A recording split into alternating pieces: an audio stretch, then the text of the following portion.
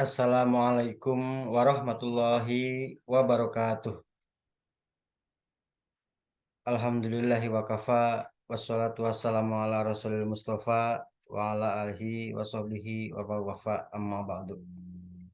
Puji syukur marilah kita panjatkan kehadirat Allah Subhanahu wa taala yang senantiasa memberikan kita nikmat ya dan karunia, nikmat iman, nikmat Islam dan nikmat sehat sehingga kita sama-sama bisa mengikuti pelajaran yang akan kita bahas hari ini, insya Allah. Yang kedua, sholawat serta salam semoga tercurah limpahkan kehadirat junjungan kita Habibana wa Nabiyana Muhammad Sallallahu Alaihi Wasallam.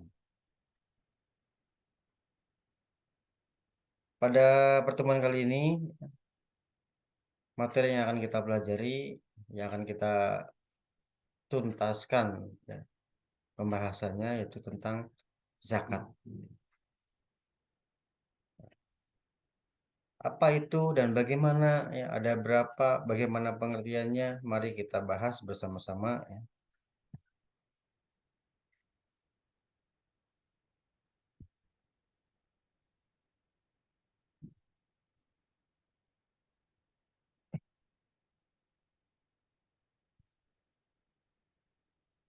Zakat. Pertama yang akan kita bahas tentang pengertiannya atau definisinya. Zakat secara etimologi berarti suci, lalu tumbuh, berkembang, berkah, kemudian bersih. Ini definisi zakat secara etimologi.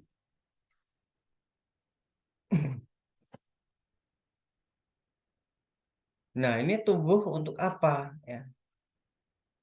Berkembang untuk apa? Suci bagi apa?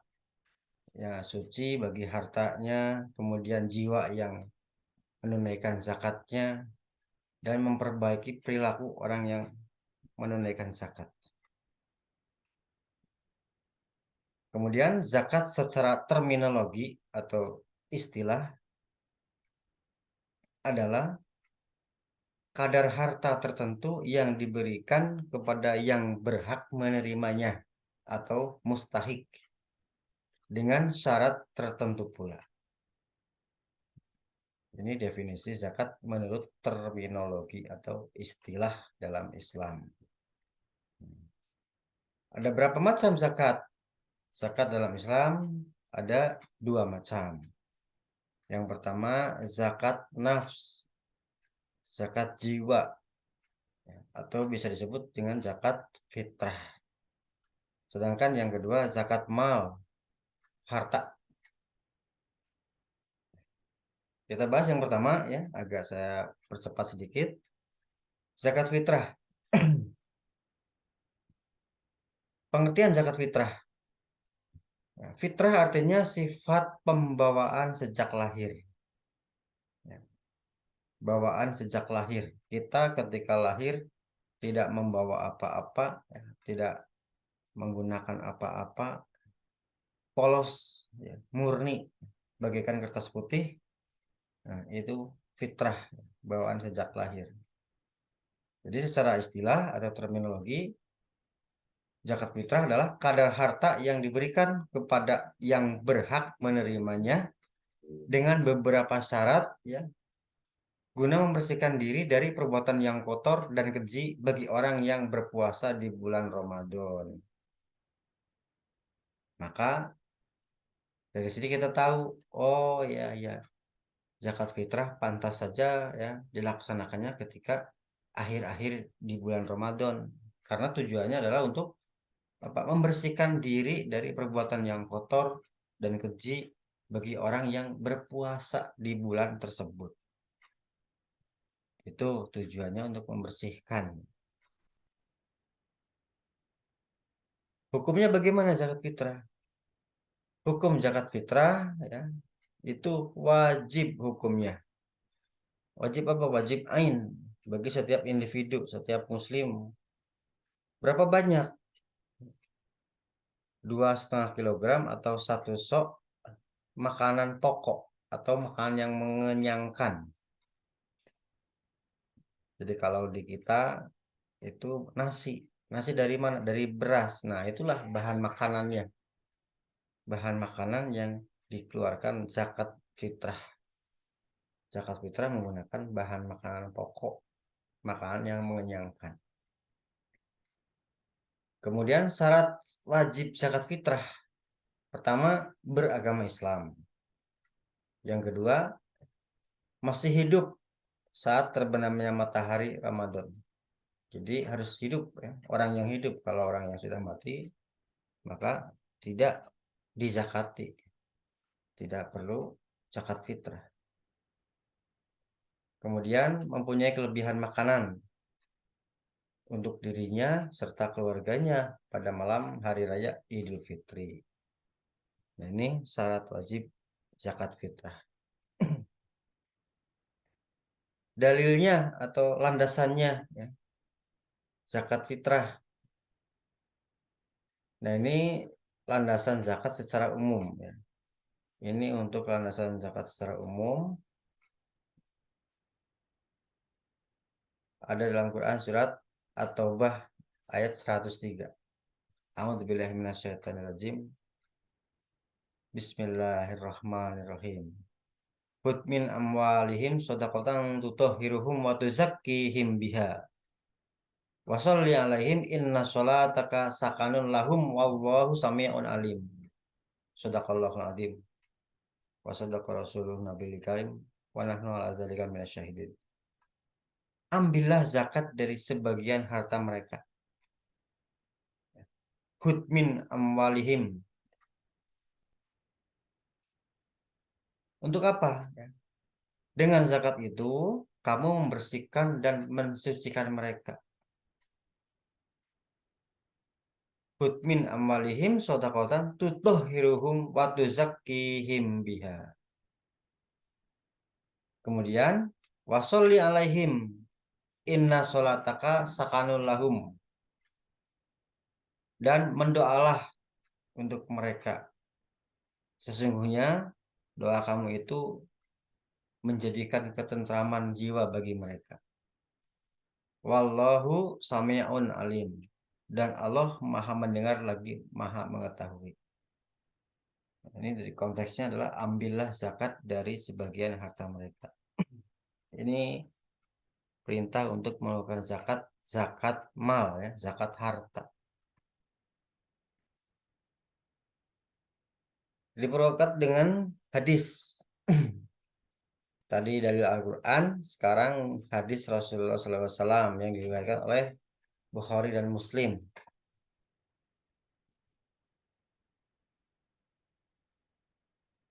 Hadisnya ya, dari Ibnu Umar. Ya. An Ibnu Umar radhiyallahu anhu qala farada Rasulullah sallallahu alaihi wasallam ya. Zakat al-fitri so'an ya. In tamrin aw so'an min syairin al abdi wal hurri wal zakari wal unsa wasohiri wal kabiri minal muslimin wa amara biha an tu'adda qabla khurujin nasi ila sholat.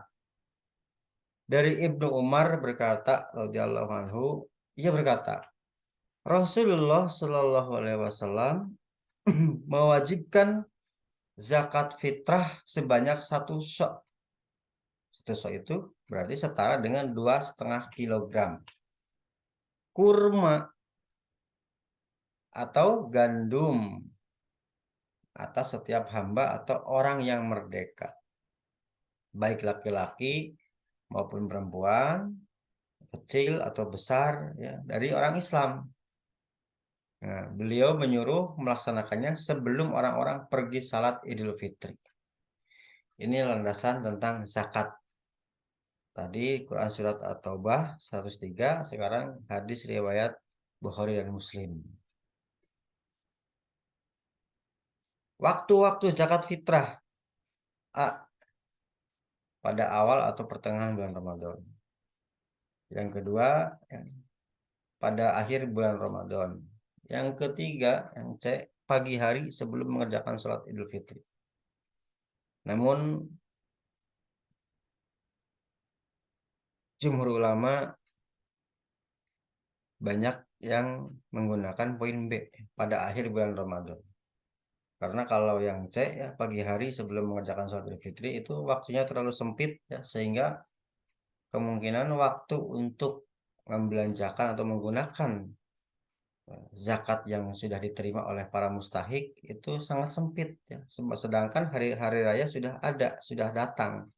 Hari itu hari raya. Berbeda ketika zakat fitrahnya sudah diterima oleh mustahik sebelum hari raya tiba. Mereka masih punya kesempatan untuk membelanjakan ya, untuk memasak atau mengolah dari zakat tersebut. Apa manfaatnya? Manfaat zakat fitrah ya terutama bagi mustahik ya dan juga muzaki. Yang pertama bagi mustahik itu membuat gembira ya. Jadi orang yang lemah dalam hal ekonomi dan tidak mampu pada saat hari raya itu akan menjadi bahagia, akan gembira. Karena mereka bisa merasakan sama-sama bisa menikmati makanan yang enak ya, meskipun hanya setahun sekali. Yang kedua bisa merasakan bagaimana baju baru, pakaian yang baru. Itu baru ya sedikit saja ya.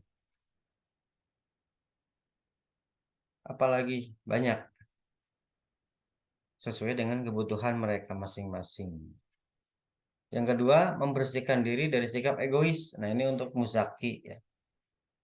Jadi orang yang melakukan zakat itu bersih dirinya dari sikap egois. Karena orang yang zakat, orang yang mengeluarkan harta untuk orang lain, dia berarti sudah berpikir orang lain pun memiliki keinginan, orang lain pun memiliki harapan sebagaimana yang kita miliki. Kita tidak boleh hidup sendiri, ya, kaya sendiri, bahagia sendiri, tapi juga harus peka terhadap lingkungan, jiwa sosial. Maka kita harus ingat ketika tetangga kita atau orang terdekat kita lemah ekonominya. Nah, disitulah ya, kita pun harus bersih dari sifat egois dengan cara membersihkan diri, yaitu mengeluarkan zakat. Zakat apa? Zakat fitrah. Kemudian yang ketiga, manfaat zakat fitrah mengungkapkan rasa syukur kepada Allah atas nikmat yang telah diberikan. Ya, rasa syukur kita diungkapkan dengan cara kita memberikan ya, harta yang kita miliki, makanan pokok, bahan makanan pokok kepada orang lain. Nah, itu cara Allah ya kepada kita dalam menunjukkan kekuasaannya. Jadi nikmat rizki orang lain ya, rizki mustahik itu melewat tangan kita dan hakikatnya Allah yang memberikan rizki untuk dia. Kemudian yang keempat, mencegah orang-orang miskin melakukan kejahatan. Kita sering mendengar informasi berita-berita ketika bulan Ramadan atau menjelang bulan Ramadan, apalagi ya, menjelang Idul Fitri, tindak kejahatan kriminal itu ya semakin meningkat. Kejahatan atau kriminal tadinya itu hanya di kota-kota besar, sudah merambah ke daerah-daerah. Tadinya di lokasi-lokasi tertentu ya yang jarang ya, kita hanya dengar dari berita, sekarang kejahatan itu sudah sampai ke kampung-kampung, pasar-pasar tradisional ya, baik itu perampokan, pencurian, bahkan copet ya. Nah, itu ada ketika bulan puasa atau menjelang Idul Fitri. Nah, ini kebanyakan alasannya ya, dalil yang digunakan mereka itu berdalil bahwa alasannya perut, ekonomi, ingin berhari raya tapi tidak punya usaha, ya, tidak punya penghasilan. Ada juga yang beralasan untuk anaknya yang sakit lah atau untuk istri yang melahirkan lah. Tapi kebanyakan mereka alasannya adalah karena faktor ekonomi. Kepepet sehingga dibutakan hatinya, gelap mata, akhirnya melakukan kejahatan. Nah, ini salah satu manfaat dari zakat fitrah adalah mencegah orang-orang miskin melakukan kejahatan. Karena bisa jadi meskipun yang tadinya orangnya lugu, ya, kalem, sopan, tidak pernah neko-neko, ketika perut lapar itu godaan setan itu ya mudah merasuk. Maka bisa jadi ya tindakan-tindakan kejahatan yang tidak pernah dilakukan bisa dilakukan karena itu tadi. Yang kelima, ya, hubungan kasih sayang antara pemberi dan penerima zakat akan terjalin. Ketika mustahik itu didatangi oleh muzaki, ya, yang membawa eh, harta, sebagian hartanya yaitu berupa makanan pokok, itu sangat gembira sekali mustahiknya dan kemudian mendoakan muzaki supaya tetap sehat, ya, tetap dalam keimanan, berikan rezeki yang lapang dan sebagainya. Dari situ rasa persaudaraan yang sudah terjalin itu semakin dekat dan semakin erat. Ini manfaat dari zakat fitrah. Jadi jangan lupa ya, bayar zakat fitrah. Jangan sampai ketika menjelang hari raya Idul Fitri, kita malah disibukkan dengan hal-hal yang lain. Bebersih, ya bukan salah ya. Memang harus kita itu harus mencintai kebersihan. Bebersih rumah, bebersih halaman, sampai lemari, kaca dan sebagainya dibersihkan. Kalau perlu cat rumah diperbarui, ya. Terus istri sibuk menyiapkan masakan ya buat besok ya, makanan yang khas untuk hari raya. Anak-anak sibuk karena saking bahagianya mereka lihat-lihat atau menjajal mencoba pakaian barunya ya. Kemudian setelah istri masak, selesai masak nyetrika, akhirnya lupa bahwa malam itu adalah malam di mana harus mengeluarkan zakat fitrah. Jadi persiapkan dari siang, ketika besok itu hari raya, hari ini persiapkan masing-masing 2,5 kilogram bahan makanan pokok atau satu sok ya hitungannya itu. Nah, ini zakat fitrah, zakat nafs, zakat untuk mensucikan, membersihkan jiwa kita dari perbuatan keji, kotor ketika melaksanakan ibadah puasa di bulan Ramadan. Yang kedua, ya, zakat mal. Istilah yang berkaitan dengan zakat mal ya, yang pertama nisab. Nisab adalah batas minimal harta yang wajib dikeluarkan zakatnya. Sedangkan haul adalah batas minimal ya, harta dari segi waktu. Kalau tadi jumlahnya, besaran hartanya, kalau ini waktunya. Jadi waktu yang ditentukan adalah 1 tahun. 1 tahun kita memiliki harta tersebut.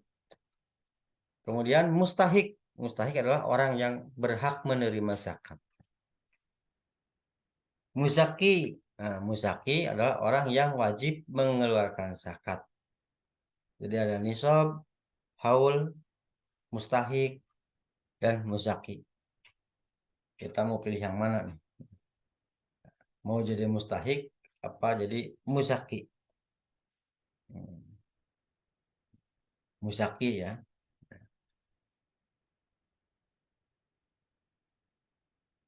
Sekarang kriteria harta zakat. Yang pertama ya, harta tersebut dimiliki oleh kita ya secara sempurna.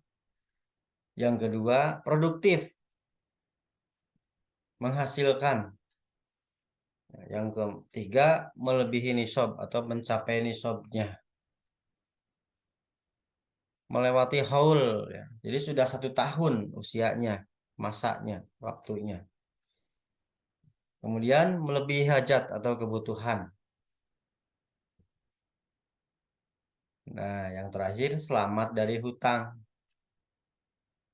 Jadi kalau akan mengeluarkan zakat, hitung dulu ya dengan cermat.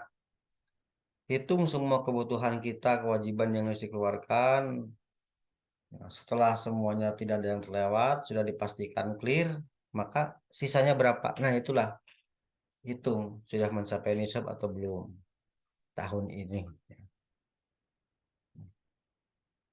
Jadi secara umum ya syarat-syarat tersebut sama kecuali ya hasil pertanian itu tidak perlu 1 tahun. Zakatnya setiap kali panen. Kalau panennya itu 2 kali dalam setahun berarti 2 kali. Kemudian berupa makanan yang mengenyangkan ya, berupa bahan makanan yang mengenyangkan dan tahan disimpan dalam waktu yang lama. Ditanam oleh manusia untuk binatang ternak digembalakan secara bebas. Nah, ya. Kemudian sekarang jenis-jenis zakat peternakan, kemudian pertanian, kemudian perdagangan ya atau niaga. Keempat, emas, perak, uang ya, perhiasan ya, uang tabungan ya. Yang kelima, fitrah ya, fitri. Yang keenam, rikaz atau harta terpendam, harta karun. 7, profesi, pekerjaan. Jadi harta atau penghasilan yang didapat dari kita bekerja. Yang kedelapan, persewaan. Nah, ini yang kedelapan jenis ini ternyata ada 2 jenis ya. 1 sampai 6, peternakan, pertanian, perdagangan, emas, perak, dan uang. Ya. Kemudian fitr, ya, rikas, itu masuk ke dalam kategori yang klasik. Jenis-jenis yang klasik. Jadi sudah ada semenjak dahulu. Beda dengan yang kedua ini. 2 yang terakhir, profesi dan persewaan. Kalau yang profesi dan persewaan ini masuk kepada kontemporer. Modern ya, masa kini. Jadi baru ada sekarang-sekarang. Nah, ini ilustrasi ya. Ilustrasi amil zakat yang sedang mendistribusikan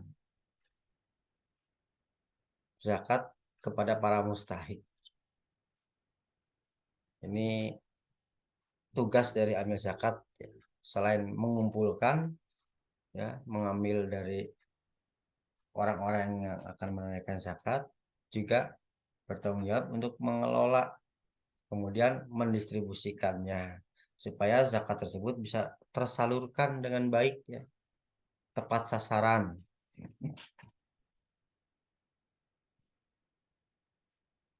Sekarang mustahik zakat. Kalau tadi kita bahas itu adalah muzakinya, harta-harta milik muzaki kan ketentuannya bagaimana. Ada nisab, ada haul, apalagi mustahik, ada muzaki itu istilah-istilah dalam zakat. Ada 8 golongan yang berhak menerima zakat. Yang pertama, fuqara, fakir. Yang kedua, miskin. Yang ketiga, amil, amil zakat ya. Yang keempat, mu'alaf. Yang kelima, budak. Yang keenam, gorim. Yang ketujuh, sabilillah. Yang kedelapan, ibnu sabil. Kita bahas yang pertama, fuqara. Fuqara atau fakir itu tidak punya penghasilan sama sekali, nganggur ya, tidak punya penghasilan. Miskin ya, punya penghasilan tapi tidak cukup. Penghasilan 5.000 atau 10.000, pengeluarannya itu bisa 11.000, 12.000, kan tidak cukup. Kemudian amil, petugas pengumpul zakat. dan juga yang mendistribusikannya, yang mengelola zakat. Keempat, mu'alaf. Mu'alaf ini berarti orang yang baru masuk Islam. Kenapa mu'alaf masuk kepada kategori penerima zakat? Ya, karena mu'alaf itu keimanannya kan belum kuat, masih baru. Maka perlu kita kuatkan sebagai bentuk dari solidaritas dan kepedulian kita sebagai umat Islam terhadap sesama. Dan ini supaya mengundang simpati bahwa Islam itu agama yang damai, agama yang ramah, agama yang indah, suka berbagi. Kemudian budak, budak menebus diri untuk merdeka. Jadi kalau zaman dulu ada perbudakan ya hamba sahaya itu dimerdekakan dari zakat yang didapat. Kemudian gorim, berhutang, orang yang punya hutang banyak. Tapi hutangnya itu bukan untuk gaya hidup, tapi untuk hidup, untuk kehidupan sehari-hari, ya, beli makanan pokok, lauk pauk dan sebagainya. Kadang mungkin untuk ya ongkos anaknya sekolah tidak punya, jadi pinjam ke sana, pinjam ke sini dan sebagainya. Ataupun keadaan darurat ya, sakit tidak punya uang, akhirnya pinjam dulu. Nah ini hutang untuk menyambung hidup. Ini yang layak ya, masuk ke kategori gorim. Bukan hutang untuk gaya hidup. Hutangnya banyak tapi karena untuk apa? Untuk keperluan yang foya-foya. Beli perhiasan, beli kendaraan. Nah, itu hutang. Nah, itu yang tidak masuk kategori gorim. Sabilillah. Nah, perang di jalan Allah ya, membela agama Islam. Tapi bisa juga dikategori apa dimasukkan ke dalam klasifikasi bukan perang secara fisik ya, tapi yang penting adalah menegakkan agama Islam. Contohnya banyak ya, yang fisabilillah, tapi bukan perang fisik. Guru-guru ngaji, ya, Pak Ustadz, Ibu ya, Ustazah, yang mengajar ngaji, ya, ngawuruk di daerah-daerah terpencil. Lokasinya jauh, ya, sarana prasarana terbatas, sangat terbatas, ya, sangat minim sekali. Ya. Ini yang layak mendapatkan zakat. Ibnu Sabil, Ibnu Sabil itu orang yang kehabisan bekal, orang yang dalam perjalanan menempuh perjalanan jauh, tapi bekalnya sudah habis sebelum sampai ke tujuan. Maka ini masuk kepada kategori mustahik zakat. Jadi kita di golongan mana? Kalau tidak terus masuk ke dalam golongan ini, berarti kita tidak layak mendapatkan zakat. Kita bukan sebagai mustahik. Nah, ini ya zakat mal 2,5%. Ini orang fakir ya, miskin, terus amil, sabilillah, mu'alaf, gorim ya itu gambarnya dililit ular ya, itu dililit hutang. Kemudian budak ya, pekerja, dia itu bekerja untuk majikannya. Terus musafir ya, fisabilillah, pada yang safar dalam perjalanan. Nah ini ya, golongan-golongan mustahik zakat. Baik, sampai di sini dulu ya pembahasan tentang zakat, baik itu zakat fitrah maupun zakat mal. Nanti kita lanjutkan lagi kepada jenis-jenis harta atau benda yang wajib dizakati atau dikeluarkan zakatnya. Terima kasih ya, mudah-mudahan bisa dipahami, bermanfaat untuk kita semua ya. Hasbunallahu wa ni'mal wakil. Wassalamualaikum warahmatullahi wabarakatuh.